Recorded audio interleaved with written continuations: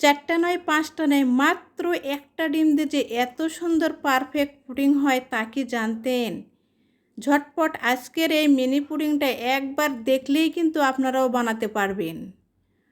প্রথমে একটা বাটিতে একটা ডিম নিয়ে নিলাম, তাতে দিলাম 2 টেবিল চামচ চিনি আর 2 ফোঁটা ভ্যানিলা এসেন্স। এবার এগুলোকে খুব সুন্দর করে মিক্স করে নিচ্ছি।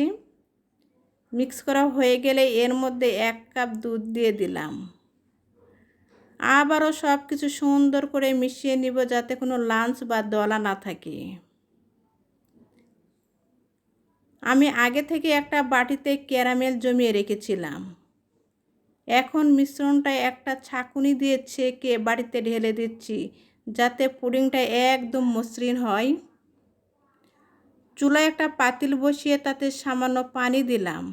পানির উপর 2টো টিস্যু পেপার বিছিয়ে দিলাম, তার উপর বাটিটা বসিয়ে দিচ্ছি যাতে ভাপের সময় বাটিটা একদম নড়াচড়া না করে। এবার ঢাকনা দিয়ে ঢেকে দিলাম ঠিক 20 মিনিটের জন্য। 20 মিনিট পর একটা কাঠি দিয়ে চেক করে দেখলাম মাশাআল্লাহ একদম পারফেক্ট হয়েছে। এবার পুডিংটা নামিয়ে কিছুক্ষণ ফ্রিজে রেখে দেব। ঠান্ডা হলে বাটির চারপাশটা আলতো করে ছাড়িয়ে নিব যাতে পুডিংটা ভেঙে না যায়। এই তো দেখুন মাশাআল্লাহ একটা ডিমের পুডিং কত সুন্দর হয়েছে। আপনারাও চাইলে এভাবে ঝটপট কিন্তু বানিয়ে নিতে পারেন।